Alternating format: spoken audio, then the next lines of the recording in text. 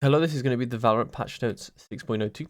I'm just going to go over some other small changes, to be honest. Just want to look at some of the things that might impact the game. So one thing that I actually didn't see originally when I looked over the patch notes was this. So this is the adjusted max server rewind limit. So what this basically means is 140 ping is like the max you can get before you start having negatively impacted gameplay.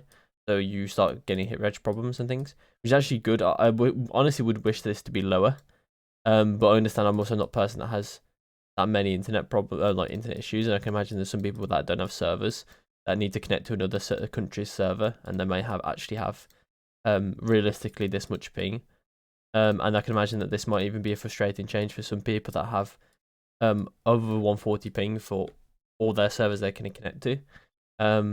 But I think in terms of competitive integrity, this should be as low as possible without being detrimental to the casual player's experience. So this is a good step in the right direction. And honestly, it might be fine where it is now. Um, so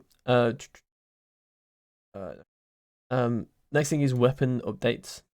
So this is about the Stinger. So they wanted mainly address the force buy for round 2 and 3, which was honestly really broken. But I also don't think they've done it in a way that's going to keep it as an option, like they've said. So we hope that players occasionally can still access this strategy, but I doubt that's going to happen anymore. The reason being is because generally when stuff like this happens, people will find a alternative to what they were already doing, or they'll. So for instance, now maybe we won't get Stinger, maybe we'll get Marshals. And then Marshals will be forced up to this economy as well. We'll see, but Marshals are definitely a lot harder to use than the Stinger. You can't just pick up a Marshal like you could a Stinger, so maybe not. And honestly, that was one of the main things with Stinger is that it basically doesn't require you to be particularly good. You can just hold down left click, and I know I was abusing it, and it would work. So they've actually have changed that quite a bit now, I think. So what this means is, these are the changes. And basically what it means is lowering the max of the lowering the range of like the higher damage bullet, right? So basically they've made shorter range shorter, or they've like more aligned the Stinger with being short ranged. What this means is that now on the over 50 meters, it'll take 8 bullets to kill, and that means that more than likely you basically have to burst with the Stinger now. And you kill it about 3 bursts. If you don't get a headshot. If you do get a headshot, then obviously it'd be a lot faster. But it definitely incentivizes bursting now. With the right click, with the aim, you aim in and burst. At over 15 meters, and if they're right on top of you, then you're gonna hold down left click like normal. But I still think the Stinger is good. The problem is, honestly, is the main nerf is a cost increase, because now it feels like players should probably just, especially players that are already like mechanically skilled, should just go Marshal. And then the Stinger's still an option, but I don't think it's going to be the premier option anymore.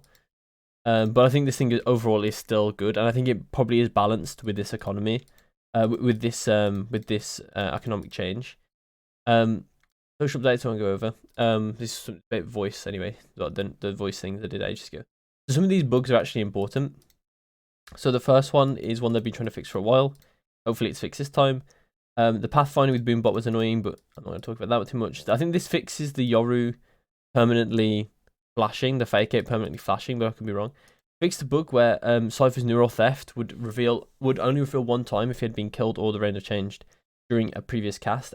Fixed the bug where Cypher's neural theft reveals would be interrupted when he was killed after it had been deployed. So this is a controversial change in some sense, because honestly, I was fooled that this was a part of the game. And I thought that it was actually valuable counterplay to Cypher, because you could like kind of try and rush to kill him before the second thing had happened, or like, I guess in a way it's just to stop frustration for the Cypher player, and with Cypher's ult as well, already has some counterplay tied into actually using it. So obviously don't like die at a position with the Cypher, and then he can't really ult you very safely and very easily, without having to take multiple fights before he can actually press the button. Or maybe he'll just like get a kill, press the button fast, and then he would still get the value. That's now an option for Cypher when it wasn't before, albeit a very weird option.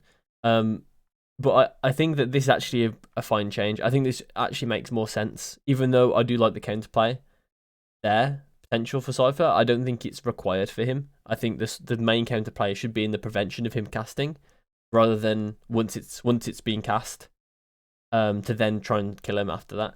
I think it makes more sense this way. So I'm actually quite happy with this change, even a Cypher player. Actually, of course, I'd be happy with it as a Cypher player. Wait, of course, I might be biased. Maybe, maybe I'm biased. Players. We're going to maps. Players will no longer make footstep audio when dropping from Lotus B-side platform to the fountain. That makes a lot of sense.